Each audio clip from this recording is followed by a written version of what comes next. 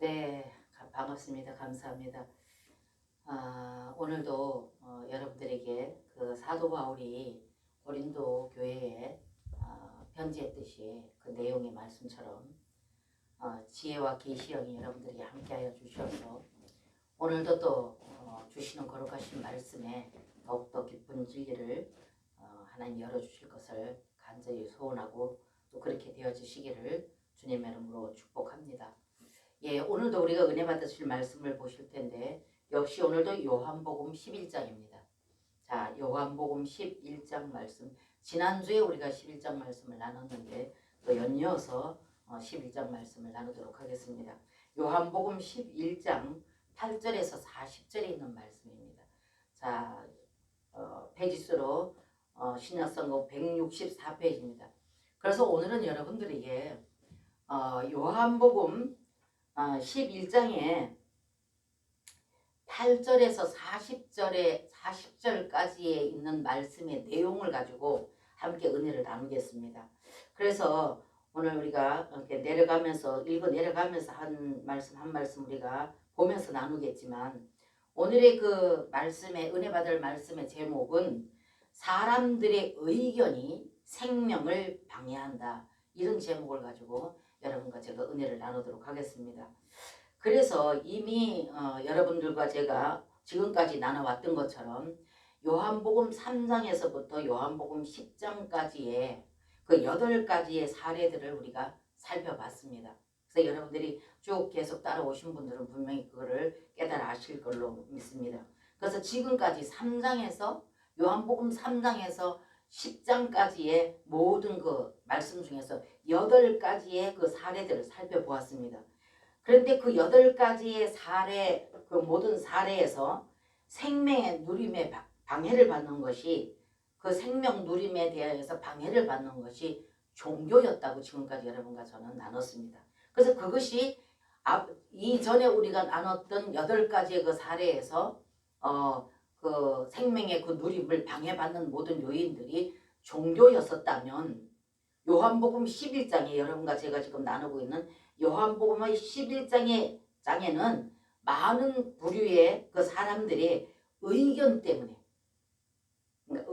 때문에 생명을 누림에 있어서 방해를 받았다는 것을 여러분과 저에게 오늘 시사해 주고 계십니다. 그래서 지금까지 3장에서 10장까지 여러분과 제가 나눴던 그 8가지의 사례, 그러니까 사건이죠. 어떤 그런 사건을 통해서 우리들에게 계속 말씀해 주지 않았습니까?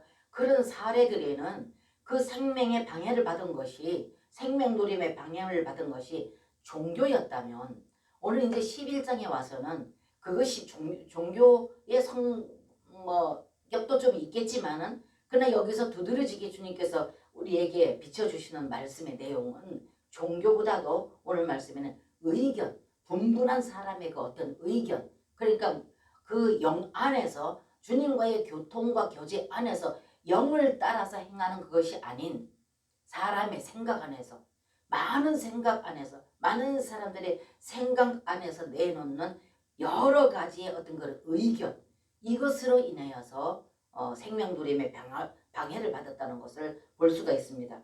그래서 여러분들이 지난주에 제가 여러분들과 나눴을 때 말씀드렸습니다.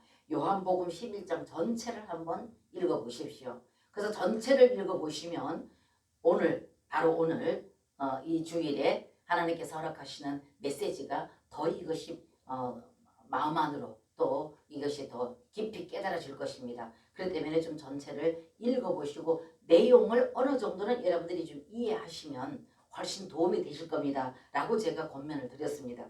그래서 그렇게 하신 분은 아마 오늘 이 말씀이 더 쉽게 더 깊이 다가올 줄로 믿고 축복을 합니다. 예, 그래서 보면은 그 많은 의견들이 여러분들 읽어보신 분은 알겠지만은 보면은 이렇게 되어 있습니다. 18절에서 10절까지에는 제자들의 의견이 있습니다. 그리고 21절에서 28절까지는 마르다의 의견이 있습니다. 그리고 32절에서 33절까지에는 마리아의 의견이 또 있습니다. 36절에서 38절까지는 유대인들의 의견이 있습니다. 그리고 39절에서 40절까지의 말씀을 보면 마르다의 또 다른 어떤 의견이 있습니다. 이렇게 모든 사람들이 그 천연적으로 자기가 타고난 기질 속에서 나온 인간의 생각 속에서 나온 그 많은 의견, 그런 그 의견들이 분분함으로 말미암아서 지금 예수님께서 행하고자 하시는 그런 모든 일들, 하나님이 계획하시고 목적하신 어떤 뜻을 이루는 그 일에 의해서 많은 방해를 받고, 그러므로 인해서 많은 의견을 먼저 내놨기 때문에 그 많은 의견을 내는 모든 그 지금 예수님이 말씀하고 있고 둘러선 모든 무리들이 실제이신 생명 되신 예수 그리스도를 누리는 데 있어서 방해를 받는다는 것을 오늘 시사해 주고 계십니다. 왜 그러냐 하면은 세상에 속해 있는 사람들은 어떠한 중요한 일들에 있어서 이것을 어떤 중요한 일들에 있어서 결정을 할 때에는 다수결로 많은 사람들의 의견을 받아서 다수결에 의해서 결정을 한다든지, 아니면 이렇게 투표를 해서 결정을 한다든지 이렇게 많이들 하지요. 그러나 저와 여러분 선택된 하나님의 귀한 백성들은 그렇게 해서는 안 된다는 것입니다. 그래서 선택된 여러분과 저 교회 안에서 모든 또 믿는 자들 안에서, 그래서 선택된 귀한 백성들은 그렇게 결정해서는 안 된다는 것입니다. 그래서 어떻게 됩니까? 우리가 어떤 일을 결정할 때에는 여러분들이 누구를 믿습니까? 천지를 창조하신 그 천지를 다스리는 주권자이신 그 하나님을 믿지 않습니까? 그렇기 때문에 우리 삶 가운데 일어난 모든 재반사의 모든 일들이 다 그분으로 말미암아서 다스리시고 통치가 되어질 때, 그럴 때 여러분과 저에게는 자유와 평강을 누릴 수가 있지요. 그렇기 때문에 여러분과 저에게는 어떤 일들을 결정할 때에는 모든 것을 다 그 하나님 앞에 내어놓고 올려드리고 배 위에서 기도해야죠. 기도해서 하나님께서 뭐라 말씀하시는지 하나님께서 결정하시고 하나님께서 제시해 주시는 그 뜻에 따라 순종하는 이 삶이 바로 믿는 자의 마땅히 행해야 될 일들이고 교회에서 마땅히 해야 될 일이라는 것입니다. 그렇게 했을 때 거기 따르는 어떤 결과를 통해서 하나님께 영광을 올려드리게 되겠지요. 그래서 하나님이 행하셨고 계획하셨고 하나님께서 하나님의 방법으로 행하도록 하셨고, 그래서 그 주님을 따라서 그 영을 따라 행했기 때문에 되어진 모든 결과에 따라서 이는 하나님께서 말씀하신 것이기 때문에, 또 우리가 생각했던 그 결과가 나타나지 않는다 할지라도, 내가 계획했던 것들이 다 이루어지지 않았다 한다 할지라도 그 모든 것은 그 영을 따라서 하나님 그 영을 따라서 우리가 행한 것이기 때문에 결과에 대해서는 우리는 거기에 어떤 것에도 우리는 굴복당하지 아니하고 결과에 대해서 우리는 미련도 후회도 없다는 거죠. 그래서 이 모든 것을 다 하나님께 영광을 올려드릴 때 결과적으로는 그 모든 것을 통해서 하나님 계획하시고 목적하신 거룩한 뜻이 이루어지는, 그러기 때문에 그 모든 영광은 하나님으로부터 올려드리게 된다는 것입니다. 그래서 여러분들 주님께서 말씀하시기를 뭐라고 말씀하셨습니까? 보면은 너희는 먹든지 마시든지 무엇을 하든지 하나님의 영광을 위해 해라 그랬거든요. 그 다음에 여러분과 저의 모든 삶 가운데 어떠한 것이 됐다 한다 할지라도 여러분과 저를 통해서 우리의 삶을 통해서 하나님의 영광이 되느냐 안 되느냐, 이것을 여러분과 저는 이거를 분별하고 깨달아서 그 뜻에 합당하게 행하는 이 삶이 바로 선택받은 귀한 백성들, 하나님 나라의 법칙이다 그 말입니다. 그 말씀이 바로 고린도전서 10장 31절에 가서 있지 않습니까? 너희는 먹든지 마시든지 무엇을 하든지 하나님의 영광을 위해서 하라, 이렇게 말씀하셨다는 것입니다. 그리고 더 나아가서는 내가 길이요 진리요 생명이니, 이렇게 말씀하셨죠. 그 말씀 또한 지난주에 나눴던 것처럼 요한복음 14장 6절에 내가 길이요 진리요 생명이라고 말씀하셨기 때문에 우리는 모든 어떤 일들을 그분 앞에 올려드리고 그분의 뜻을 따라 순종하기 위해서 그분께 올려드리고 기도하여서 그분이 말씀하신 바를 따라서 순종하는 이 삶이 바로 여러분과 저의 마땅한 삶이라는 것입니다. 그래서 가정이나 교회나 어느 세상 단체를 한다 할지라도 그렇게 이렇게 하나님이 기하신 이 말씀, 지금까지 제가 여러분들께 드렸던 이 말씀대로 준행의 실천에 지켜 행할 때, 그럴 때 거기에는 어떤 좌절과 낙심이 있을 수 없고 분쟁이 있을 수 없겠죠. 다툼이나 분쟁이 있을 수 없겠죠. 왜? 하나님 말씀하신 대로 순종하고 따르기 때문에 그거는 분쟁이나 다툼, 좌절, 낙심 할 필요가 없다는 것입니다. 그래서 여러분과 저의 모든 삶이 오로지 그 영을 따라서 사는 삶, 그래서 주여 주여 하는 자가 다 천국 가는 것이 아니라 하나님 아버지 말씀과 뜻대로 순종하는 자라에 갈 것이라 분명히 말씀을 하셨다는 것입니다. 그러기 위해서는 여러분과 제가 그 뜻을 어떻게 분별하느냐. 영 안에서. 그분이 영으로 우리 영 안에 와 계시기 때문에 우리는 영으로 들어가서 영으로 그분 앞에 엎드려 기도했을 때 영이신 그분이 내 영을 통해서 깨닫게 하신다는 것입니다. 그래서 그 뜻에 따라 순종하는 귀한 삶에 하나님 앞에 영광을 올릴 수 있는 그런 어떤 결과를 가져오게 된다는 것입니다. 그래서 오늘 여기 나사로의 죽음의 사건을 통해서 하나님께서는 예수님을 통해 이 진리를 그곳에 모인 모든 자들에게 깨닫기를 원하셔서 직접 지금 시청각 교육을 직접 지금 그들 앞에서 하고 계시는 모습입니다. 그래서 직접 예수님을 보내셔서 하나님의 아들이신 육을 입고 오신 그분이 많은 둘러선 무리들 앞에서 예수님께서는 지금 시청각 교육을 가르치고 있다는 것입니다. 그래서 너희들의 모든 삶이 이 자리에 모여있는 둘러서 있는 너희들의 모든 삶이 오로지 그 영을 따르는 삶, 하나님 목적하신 거룩한 뜻을 따라 순종하는 삶, 그러기 위해서는 다시 죽고 부활되는, 그래서 다시 우리는 타고난 기질이 죽고 우리의 모든 것, 생각과 감정과 의지, 이 혼적인 모든 것은 다 내려놓고 그 영을 따르는 삶을 살아야 된다는 것을 나사로의 죽음을 통해서 오늘 그것을 우리에게 교육하고 계신다는 것입니다. 그래서 하나님의 목적은 여러분 잘 알고 계시겠지만 하나님의 목적은 죽은 자들이 영원한 생명이신 곧 사망에서 생명으로, 그래서 하나님께서는 우리를 사망에서 영원한 그 생명, 예수 그리스도께서 과정을 거치시고 그 영으로 오신 그 영 안에서 새롭게 태어나는, 그래서 지난주에도 거듭남이라는 것은 몇 가지의 어떤 우리가 버릇을 고치거나 몇 가지를 교정하는 이것이 아니라 완전히 다시 태어나는 것이다. 그렇기 때문에 탄생의 문제다. 예수 그리스도의 그 영으로 다시 태어나는 것. 그래서 요한복음 3장에 니고데모를 통해서 말씀하셨던 그 말씀을 여러분들에게 같이 나누면서 우리가 은혜를 나눴습니다.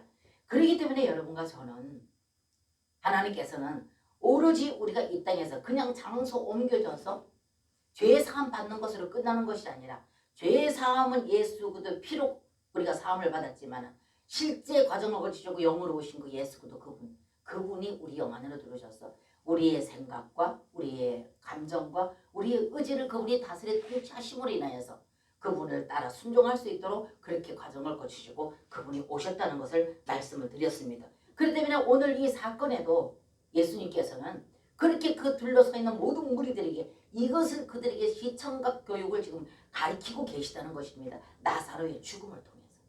그래서 여러분과 저는 이것을 분명히 보셔야 됩니다. 그래서 요한복음 11장의 6절 8절을 한번 보십니다.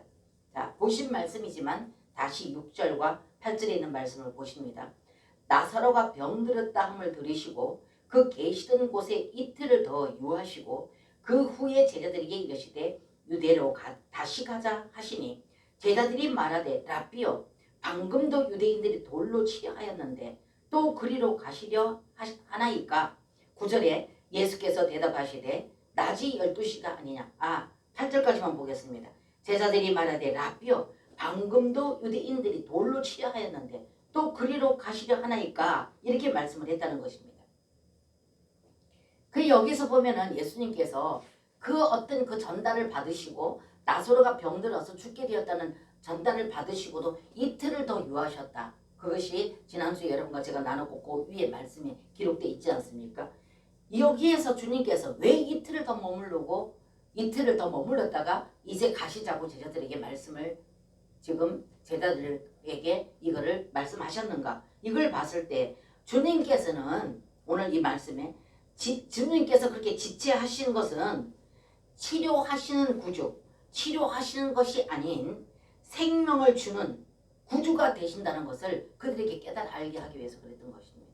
주님은 지금 나사로가 병들었다. 그래서 나사로가 병들어서 죽게 됐다. 그렇기 때문에 주님께서 빨리 오시길 원해서 전달을 했다는 것입니다. 근데 예수님께서는 빨리 가시는 것이 아니라 이틀을 더 유하셨다. 그래서 그 주님이 그렇게 이틀을 더 지체하셨던 것은 그를 치료하는 구주로 그들에게 보여지기를 원하는 것이 아니라 생명을 주는 구주라는 것을 보여주기 위해서 예수님은 이틀을 더 유하셨다는 것입니다.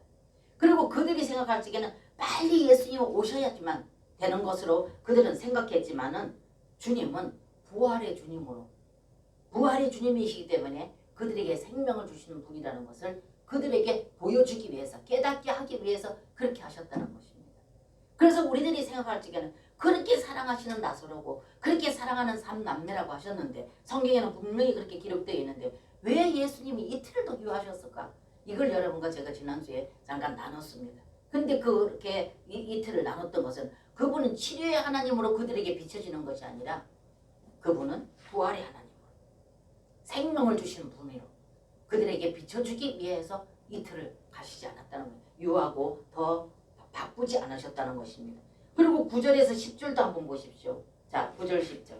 예수께서 대답하시되 낮이 12시간이냐 사람이 낮에 다니면 이 세상의 빛을 몸으로 실족하지 아니하고 밤에 다니면 빛이 그 사람 안에 없는 거로 실족하느니라 이렇게 말씀하십니다. 그들이 예수님께 그렇게 말을 드리니까 예수님의 답변이 지금 그렇게 말씀하고 계십니다. 그럼 이 말씀은 그들이 빛이신 그 영이신 그리스도에 있지 않고 어둠에 있다 그 말입니다. 어둠에 있기 때문에 너희들이 이러한 여러 가지 그러니까 세상의 어떤 그런 경험, 세상의 어떤 지식 이것을 가지고 너희들이 내게 자꾸 의논을 자꾸만 제기한다 이 말입니다. 의론이 아니라 의견을 자꾸 제기한다 이 말입니다. 그래서 너희들이 어두움에 있기 때문에 지금 빛이신 예수님이 여기 빛을 지금 말씀하시거든요. 그래서 이 빛은 뭘 말하느냐? 빛이신 예수 그리스도 자신을 가리키는 겁니다. 그 빛이신 예수님이 그들에게 와서 함께 그 서 있음에도 불구하고 그들은 자기의 그 어둠에 있기 때문에 자꾸만 인간적인 생각을 가지고 자꾸만 의견을 내놓는다는 것입니다. 여기저기서 의견을 내놓고 있다는 것입니다. 그것을 지금 주님께서 지적을 하시는 것이 지금 9절 10절입니다. 다시 보십니다. 9절 10절. 예수께서 대답하시되 낮이 12시가 아니냐 사람이 낮에 다니면 이 세상의 빛을 보므로 실족하지 아니하고 밤에 다니면 빛이 그 사람 안에 없는 거로 실족하느니라 이렇게 말씀하셨거든요.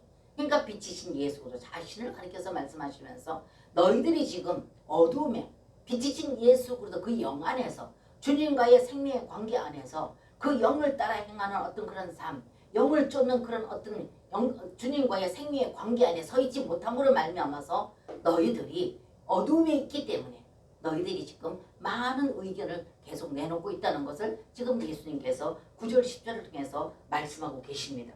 왜냐? 그건 왜 그렇게 말씀하셨는가? 사람의 모든 의견은 예수님을 대적합니다. 그래서 우리가 혼적인 사람이 이것이 혼이 뭐라 했습니까? 생각과 감정과 의지라 했습니다. 그럼 사람에게 생각과 감정과 의지, 타고난 어떤 그런 혼, 이것이 없으면 우리는 삶을 살아갈 수가 없죠. 그렇기 때문에 혼적인 생각, 이 모든 것이 타고난 기질적인 것, 타고난 기질이다 그 말입니다. 그래서 이것을 가지고 계속 의논을 내놓고 이것을 가지고 주님 앞에 나가서 이것을 자꾸만 주님 앞에 내놓게 되면은 그것이 바로 뭐다? 사단이라는 것입니다. 그걸 여러분 너무나도 잘 말씀해 주는 것이 어디 있습니까? 여러분들 생각 안 나세요? 어디 있는지? 마태복음 16장에 가서 보면 베드로가 뭐라 했습니까? 너희는 나를 누구라 생각하느냐 이렇게 물으니까 베드로가 그 앞에서 탁 나타나서 주는 살아계신 하나님이요 살아계신 하나님의 아들이라는 것을 말하고 있지 않습니까? 그러니까 예수님이 그 베드로에게 바요나 시몬아 네가 복이 있도다. 그러면서 네가 그것을 알게 한 것은 네가 아니라 네 안에 계신 너 하나님이 그걸 알게 했다. 이렇게 칭찬을 받지 않았습니까? 그러니까 베드로가 바로 예수님 앞에서 칭찬을 받고 나니까 이 마음이 금방 이렇게 높아져서 예수님께서 십자가에서 이제 내 때가 되어져서 내가 십자가에 들려야 될 것이라는 것을 제자들에게 말을 하니까 베드로가 어떻게 했습니까? 예수님을 한쪽으로 이렇게 밀치고 예수님을 붙잡고 이렇게 나가서 한쪽에 가서 예수님을 막 흔들어 제끼면서 절대 예수님은 그럴 수 없다고. 절대 예수님은 그럴 수 없다고. 어떻게 예수님이 십자가에 달려 죽으시느냐고. 그러면서 베드로가 거기서 계속 예수님을 흔들어 가면서 그렇게 할 수 없다. 절대 예수님은 그렇게 될 수가 없다는 것을 말하고 있습니다. 자, 16장 제가 한번 읽어드리겠습니다. 마태복음 16장. 제가 그대로 여러분들에게 재연해 드리지 못하기 때문에 제가 23절 읽어드리겠습니다. 자, 보십시오. 자, 제가 읽어드립니다. 마태복음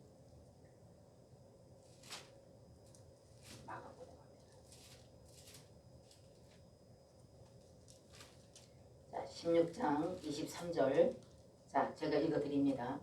예수께서 돌이키시며 베드로에게 이르시되 22절부터 베드로가 예수를 붙들고 간하여 가로되 주여 그리 마옵소서 이 일이 결코 주에게 미치지 아니하리이다 이렇게 말했습니다. 그러니까 23절에 예수님 뭐라 했습니까? 예수께서 돌이키시며 베드로에게 이르시되 사단아 내 뒤로 물러가라. 너는 나를 넘어지게 하는 자로다.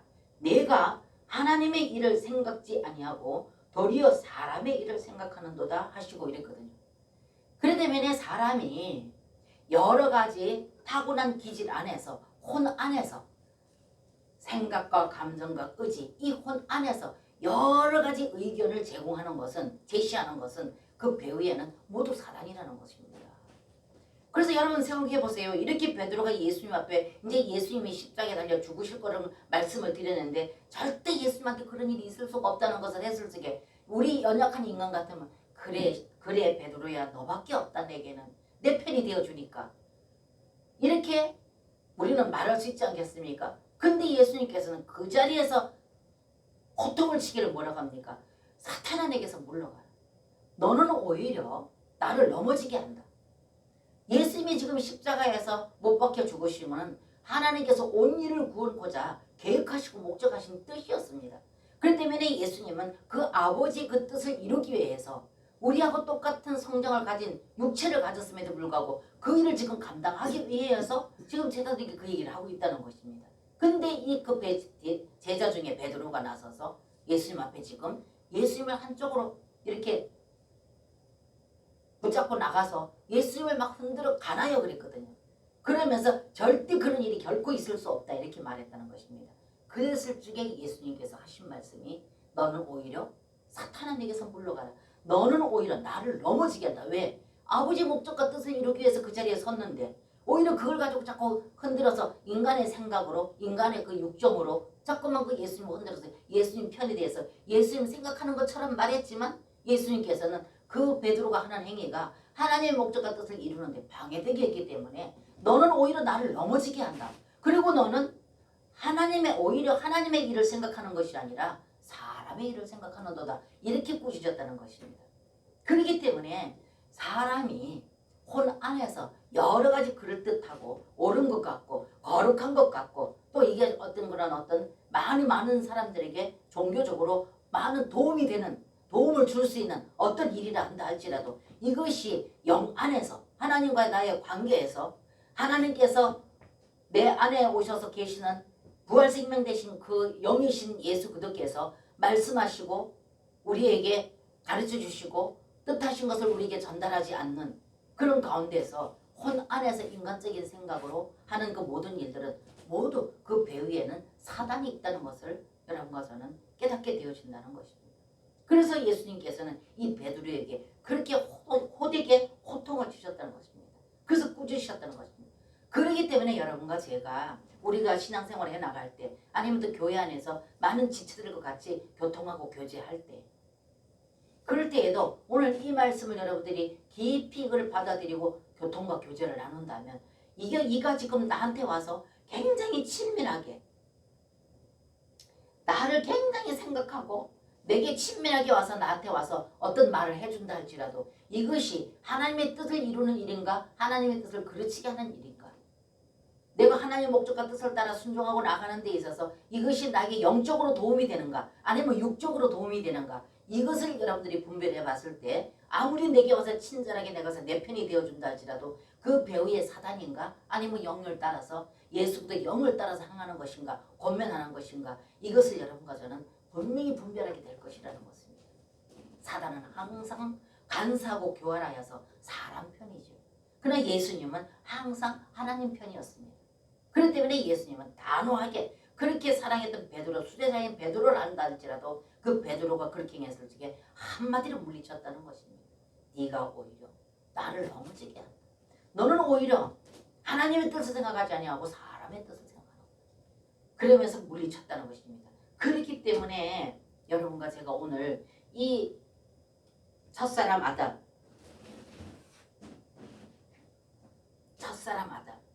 그래서 이러한 인간에게 혼적인 생명 안에서 내 생각과 내 감정과 내 의지, 이것을 통해서 나를 다스리고 통치하고, 그러므로 말미암아서 어떤 계산적이고, 또 사람이 또 어떤 교제와 교통 가운데서도 이게 뭐라 그럽니까, 유불리에 따라서 이렇게 또 교통한다든가 유불리에 따라서 자기가 유익이 될 것 같으면 이것을 취하고 불리할 것 같으면 버리고 하는 어떤 이런 것들이 어디서 나왔습니까? 누구에게나 이게 있습니다. 누구에게나 이게 있거든요. 이것이 바로 뭐냐? 타고났다는 거예요, 우리가. 이게 뭐냐? 창세기 1장에 가서 보면 여러분과 제가 너무나 잘 알듯이 창세기 1장에 가서 보면 그게 있지 않습니까? 하나님께서는 분명코 뭐라고 말했습니까? 너희가 동산 모든 나무의 실과는 다 먹되 선악을 알게 하는 그 실과의 나무만큼은 먹지 마라. 그러면 너희가 정령 죽으리라 이렇게 말씀하지 않았습니까? 그래서 이것이 왜 하나님께서 에덴 동산에 있는 선악을 알게 하는 실과의 나무는 먹지 말라고 했겠습니까? 너희들이 이것을 먹는 날에는 너희가 눈이 밝아 하나님같이 되어 하나님을 대적하는 것을 아셨다는 것입니다. 자, 창세기도 한번 가보십시다. 그러면. 자, 창세기 2장.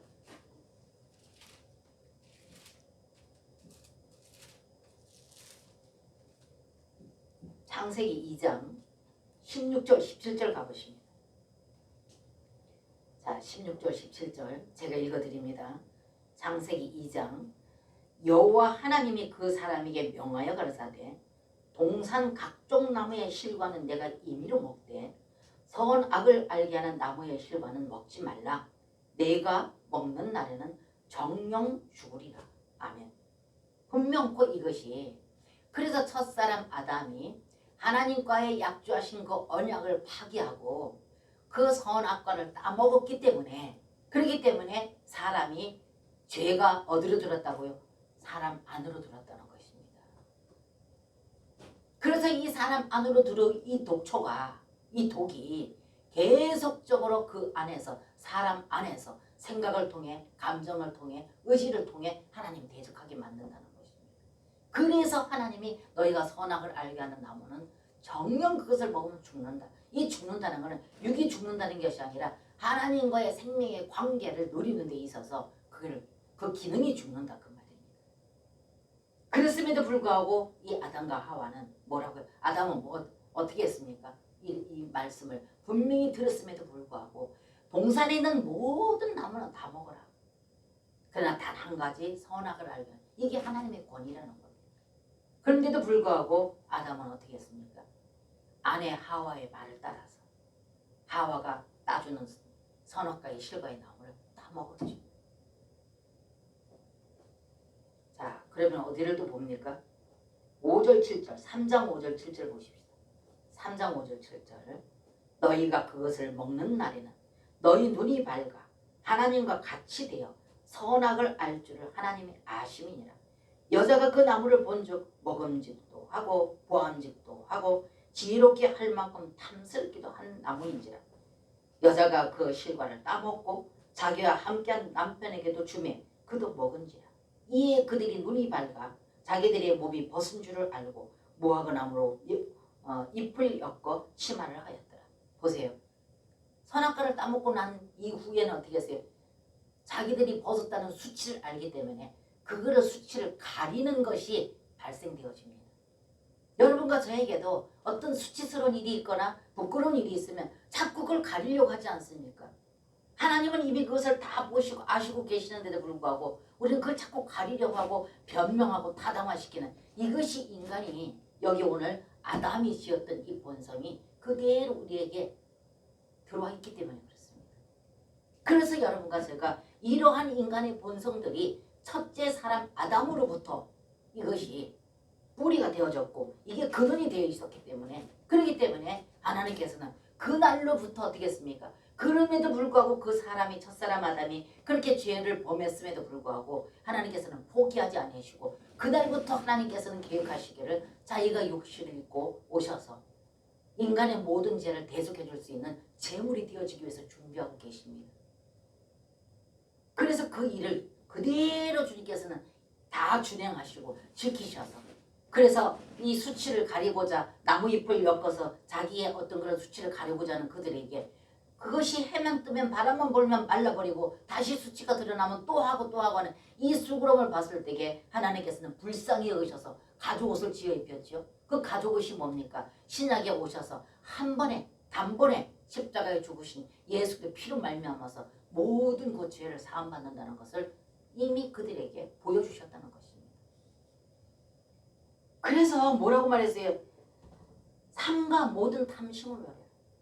그래서 이들이 모든 나무에 동산에 있는 모든 나무의 실과를 다 먹어라. 배고파서도 아닙니다. 궁숙해서도 아닙니다. 배고파서 그랬다면 하나님께서 오히려 긍휼이나 여기시겠죠. 그냥 모든 동산의 나무 실과 다 먹어라. 그런데 이 나무만큼 선악을 알게 되면 하나님 대적한다는 것을 이미 하나님은 아셨기 때문입니다. 그렇기 때문에 그걸 먹지 말아 했음에도 불구하고 탐심 때문에 먹었는데 여러분과 제가 오늘 읽었던 말씀이 6절에 보니까 여자가 그 나무를 본즉 먹음직도 하고 보암직도 하고 지혜롭게 할 만큼 탐스럽기도 한 나무인지라 여자가 그 나무를 실과를 따먹고 자기와 함께 남편에게도 주매 그도 먹은지라 이렇게 되어 있거든요.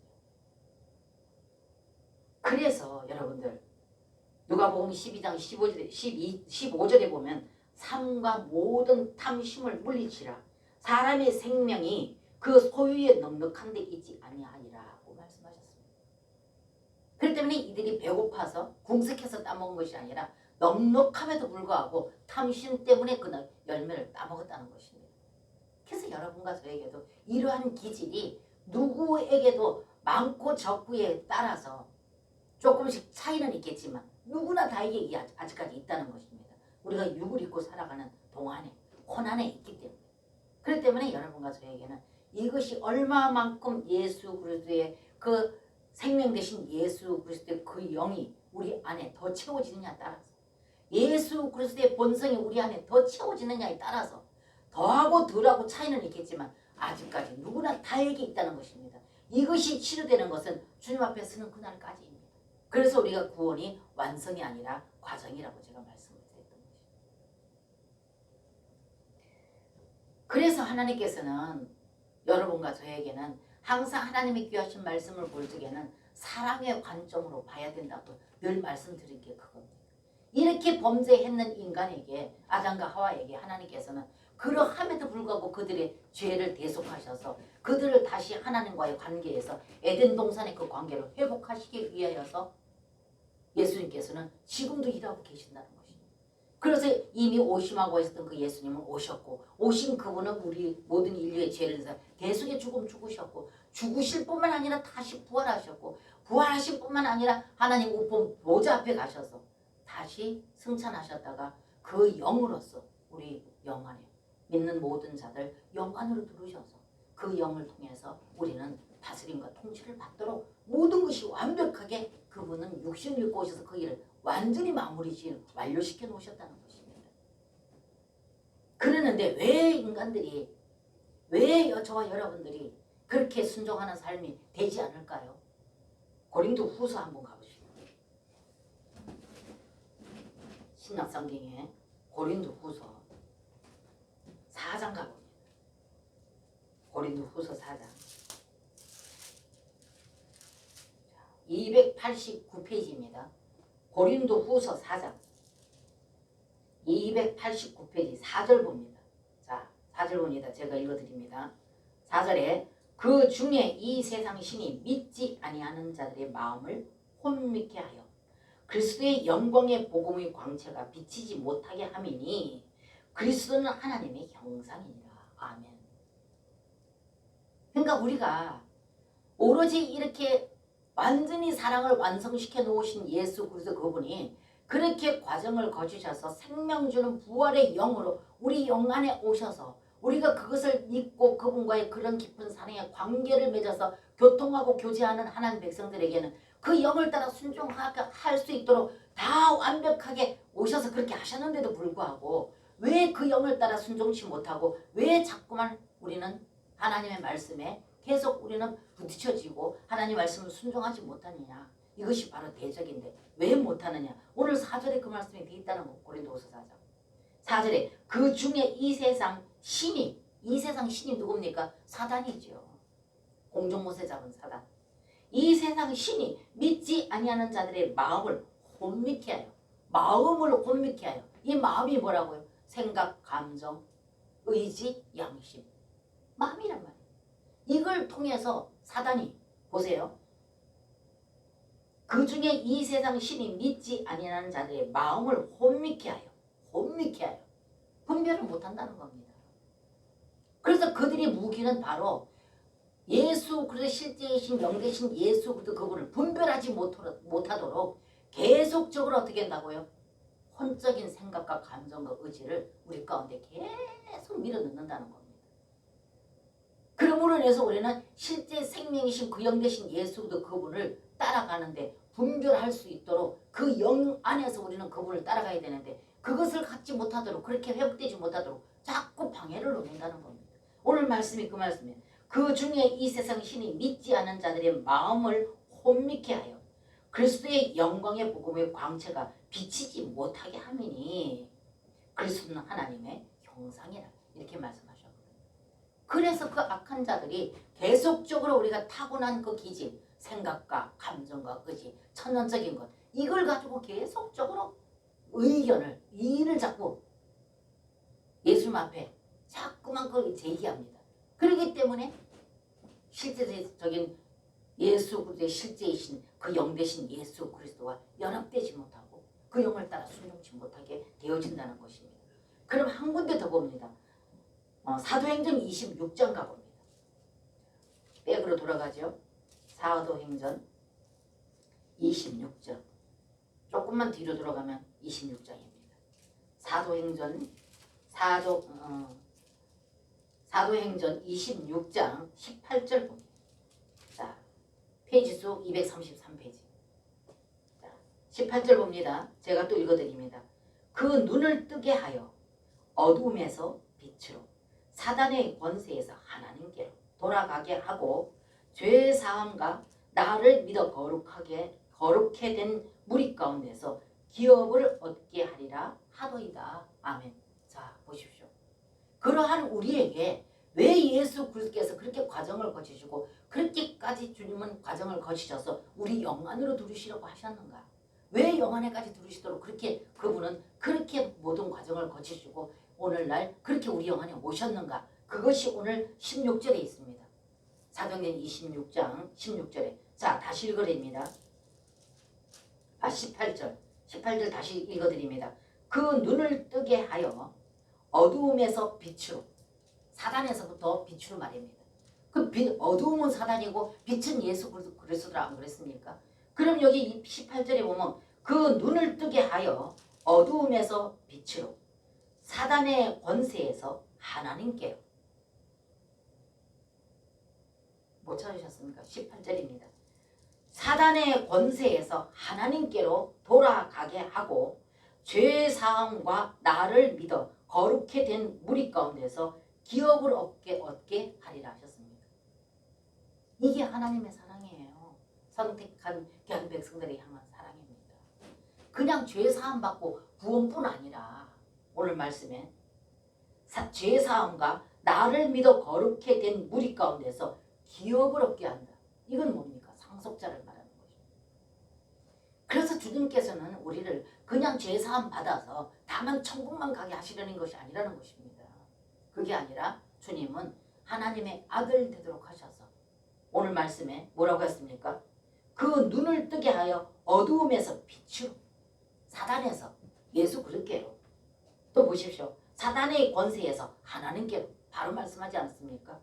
돌아가게 하고 죄 사함과 나를 믿어 거룩히 된 무리 가운데서 기업을 얻게 하리라 이렇게 말씀하셨습니다.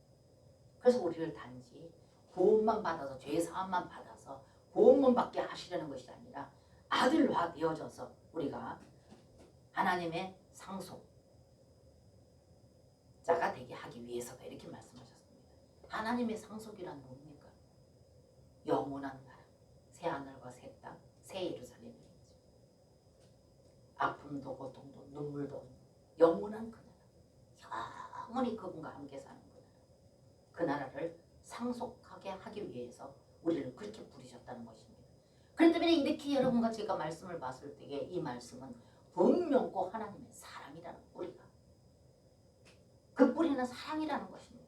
그냥 대강 종교생활하고 대강 그냥 우리가 형식만 갖추고 있는 이런 신앙생활이 아니라 정말로 그분이 그렇게 과정을 거치시고 우리를 다스리고 통치하실 수 있도록 과정을 거치셔서 우리 영 안에 오셔서 우리의 생각을, 우리의 감정을, 우리의 의지를 그분이 다스려 통치해서 상속자가 되게 하기 위해서 그렇게 하신다는 겁니다. 그래서 하나님의 귀하신 생명의 말씀, 성경 66권에는 모든 말씀은 그 뿌리는 사랑이라는 거예요.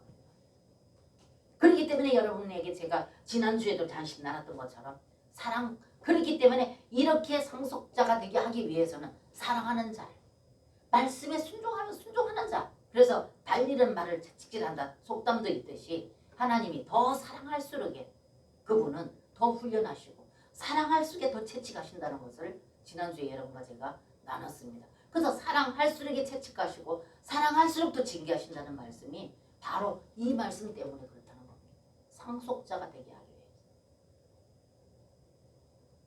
그래서 여러분 나사로의 죽음이 시사하는 메시지는 옛 성분, 타고난 기질들이 죽고 썩어야 된다는 것을 지금 말씀하고 있는 겁니다. 이 11장에서. 나사로가 죽고 썩어질 때까지 서두르지 않았던 이유가 바로 그 둘러선 모든 무리들에게 그거를 시청각 교육을 시키기 위해서 그렇게 하셨다는 겁니다. 그리고 죽고 썩어 냄새나는 시체를 다시 살리시는 것은 하나님 그분이 생명의 원천이시기 때문에, 생명의 주인이시기 때문에 그 썩어서 무에서 유를 창조하신 하나님인데, 죽은 자를 살리시고 무에서 유를 창조하신 하나님이신데 나사로가 죽어 썩어 있는 게 문제가 되겠느냐 그 말입니다. 본인이 생명인데. 그래서 썩어서 형체조차 없이 냄새가 날 정도로 부식되었다 한다지라도, 그랬다 한다지라도 거기에서 하나님은 자신이 생명의 원천이기 때문에 자기 생명을 불어넣어서 나사로야 나오라니까 사랑하지 않았습니까? 요한복음 11장 33절 보십시오.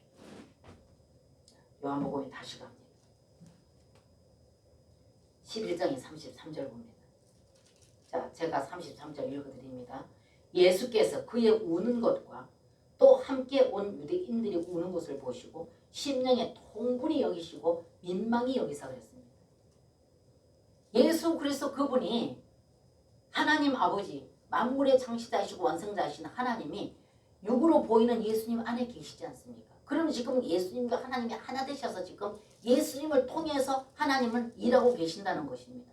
그래서 생명의 원천이신 본인의 생명을 해서 나사로가 죽은 것이 죽었다 한다 할지라도 살릴 수 있는 능력이 하나님께 있고 생명의 주인은 하나님이신데도 불구하고 그들이 그 나사로 죽은 것 때문에 울고 막 그 슬퍼하고 막 이러니까 예수님이 그 자리에 갔을 적에 통분히 여기셨다. 속이 터지더라 그 말입니다. 그 정도로 둘러선 모든 무리들, 하다못해 유대인들이라 한다 할지라도 그것을 모르고 있으니, 그러니 그들에게. 그래서 조금 전에 제가 모든 그 어떤 의견 제기, 마르다, 마리아, 유대인들 모든 그 의견 제기한 거 보세요. 말은 옳은 말 하면서도 실제 부활되신 예수 그를 모릅니다. 지금 살 것이라니까는 나도 압니다. 부활 시에는 살 것입니다. 마르다가 그렇게 말하고 있어요. 그래서 제가 여러분들 그걸 다 읽어보라 했던 겁니다. 그랬는데 하나님은, 예수님은 어떻게 했습니까? 부활 시에 산다는 것이 아니라 지금 산다는 걸 말하고 있습니다. 그러면서 보세요. 다시 41절에서 42절. 돌을 옮겨 놓으니 예수께서 눈을 들어 우러러 보시고 가르사대 아버지여 내 말을 들으시는 것을 감사나이다. 항상 내 말을 들으시는 줄을 내가 알았나이다. 그러나 이 말씀하옵는 것은 둘러선 무리를 위함이니 곧 아버지께서 나를 보내신 것을 저희로 믿게 하려 함이니이다. 아멘. 보십시오. 예수님은 이들에게 지금 시청각 교육을 시킨다고 제가 말씀드렸지요. 그래서 지금 예수님은 돌 옮겨 놓으라 해놓고서는 예수님이 하나님께 기도하기 이렇게 기도합니다. 내 말 들으시는 줄 아버지 하나님이 아시나이다. 내가 이렇게 하나님께 구하는 것은 나를 위함이 아니고 여기 둘러선 모든 무리들에게 믿게 하기 위해서입니다. 이렇게 기도하지 않습니까? 예수님이. 그러면서 바로 뭐 합니까? 43절 이 말씀을 하시고 큰 소리로 나사로야 나오라 부르시니 죽은 자가 수족을 배로 동긴 채로 나오는데 그 얼굴은 수건에 쌓였더라. 예수께서 가르사대 풀어놓아 다니게 하라 하시니라. 아멘. 그래서 여러분들 이런 말씀 보면 예수님의 모든 관심사는 믿음이 연약해서 종교 안에 빠져 있고 많은 이론 제기하느라고 하면서 모두 다 육적인 그런 어떤 그 영을 따라 행하지 못하고 아직까지 타고난 그 본성 안에서 타고난 기질 안에서 예수 그리스도의 생명을 경험하지 못하고 있기 때문에 오로지 믿고 의존하는 것이 율법입니다. 그러다 보니 이론이 많습니다. 그러다 보니까 예수님께서 그들에게 이것을 가르쳐주기 위해서 나사로의 죽음이 이틀이나 지나 썩은데도 불구하고 예수님은 이 일을 지금 행하셨다는 것입니다. 그러면서 마지막 때 이 나사로를 살리실 때 예수님께서는 그 무리를 위한 것이라는 것을 하나님께 기도하고 있지 않습니까? 이들을 믿게 하기 위해서. 그들이 그러면 안 믿었으면 여기 왔겠습니까? 종교적인 믿음은 있었다니까요. 근데 실제 생명, 부활 생명, 생명의 원천이신 그분을 깨닫지 못합니다. 왜? 영적으로 주님과의 관계가 단절됐기 때문에. 실제 지금 생명 흐름이 그렇지 않고 있기 때문에. 그래서 여러분과 저의 신앙생활이 이렇게 과정을 거치셔서 우리 영 안으로 들어오셔서 우리의 생각을, 우리의 감정을, 의지를 다스리기를 원하시고 그렇게 함으로 말미암아서 우리가 행치 못하는 율법을 이루어지게 하기 위해서 그렇게 오셨다는 거예요. 그렇기 때문에 영 안에서 실제 과정을 거치신 실제 되든 부활 생명 되신 그 영 안에서 그분을 따라 순종치 않는 그분을 따라 그분과의 관계, 사랑의 관계 안에서 깊이 밀착되지 않고 그분 안에서 교통과 교제가 이루어지지 않는 상태에서는 주님의 뜻, 주님의 영광 나타난다는 건 거짓말입니다. 안 됩니다. 죽었다 깨어나도 안 됩니다, 여러분. 그렇지 않으면 왜 그 귀중한 죽음을 죽으시고 또 부활하시고 또 승천하시고 이 과정을 왜 거치셨겠습니까? 그냥 열심히 계속 뭡니까 그거 세뇌시키면 되죠. 그냥 율법 가르치면 되죠. 구약에 가르쳐도 안 되더라는 것입니다. 그래서 오늘날에는 이 예수님께서 실제 오심하고 오셨던 그 예수님이 육신을 입고 오셔서 하나님이신 그분이 마리아의 몸을 통해서 육체를 입고 오셨습니다. 그래서 육체를 입고 오신 그분이 육신으로 태어났을 때는 하나님과 아들이 하나 되셔서 이 일을 지금 하고 계십니다. 이 시간에도 지금 이 일하고 계십니다. 그래서 오늘 여기 나사로의 죽음을 통해서 하나님께서는 우리에게 이것을 가르쳐주기 위해서 이 말씀을 지금 하고 계십니다. 그래서 여러분과 저에게 두려운 하나님, 율법의 하나님으로 보지 마시고 성경 어느 곳을 보더라도 사랑이라는 것. 그래서 사랑하시기 때문에 우리가 열심히 주님을 따라가고자 노력하고 애쓰고 있는데도 불구하고 왜 그렇게 고난도 길고 고통도 길고 산 넘어 산이냐. 여러분들이 그럴 때마다 나를 돌아보시고 내게 주님의 빛비침 안에서 주님 앞에 나를 내려놓고 그분 바라보십시오. 그럼 혹여라도 내가 주님의 뜻에 합당치 못한 것이 있어 그것에서 회개하고 돌이키를 원하셔서 그렇게 하시는지 아니면 주님께서 오늘 이 말씀과 같이 온전한 생명 안에서 부활 생명 안에서 그분과의 더 깊은 사랑으로 초대하고 계시기 때문에 그런 것인지 이것을 여러분과 저는 분별해 보시길 바랍니다. 그래서 나와 하나님 관계에서 지금 당장 어때 죄의 문제 내가 주님 안에서 주님의 그 뜻에 합당치 못했기 때문에 그걸 돌이키기 위해서 그렇게 나의 고난이 있다면 그거 주님과 관계 가운데서 회복되면 됩니다. 그러나 주님께서는 사랑하시기 때문에 더 주님의 생명으로 더 누리기를 원하시고 더 부활 생명 안에서 주님을 더 경험하기를 원하셔서 우리를 더 성숙하게 하기 위해서 그 훈련을 하신다면 내가 그렇게 주님 앞에 따라갈 수 있도록 나를 더 붙들어 달라고 하나님의 거룩하신 성분으로 더 채워달라는 기도를 주님 앞에 드리게 될 것입니다. 그래서 지금 내가 주님과의 나의 관계 안에서 지금 내가 어떤 상태가 늘 분별이 되어지고 하나님과 나의 관계 가운데 분별이 되어진다면 여러분과 저는 성급할 것도 없고 애통할 것도 없고 좌절 낙심할 것도 없습니다. 그 상태대로 그때마다 주님과 관계 가운데서 해결해 가면서 따라가면 됩니다. 그러면 주님은 우리를 온전한 부활 생명 안으로 우리를 이끄셔서 그분 자신을 통해서 그분 자신 안에서 세상을 누릴 수 있고 고난도 누릴 수 있도록 그분은 우리를 지도하시고 이끄셔서 이 땅에서의 주님과의 그 관계 안에서 환경을 초월하는 믿음으로 사는 삶이 되어지시기를 주님의 이름으로 축복합니다. 이렇게까지 주님은 우리를 위해서 모든 것을 완비하셨다는 것입니다. 그러나 여러분과 제가 믿음이 연약해서 성경을 보아도 율법을 보기 때문에 지식이 부족했어요. 그래서 여러분과 제가 온전한 하나님의 목적과 뜻을 이루지 못하는 그런 삶을 지금도 살아가고 있다는 것입니다. 저도 마찬가지예요. 그래서 저와 여러분들이 모두 함께 이 말씀 안에서 우리 자신을 더 밝히 우리가 냉철하게 분별해서 하나님 뜻에 합당하게 행하시는 여러분과 제가 되어주시기를 주님의 이름으로 축복합니다. 아멘.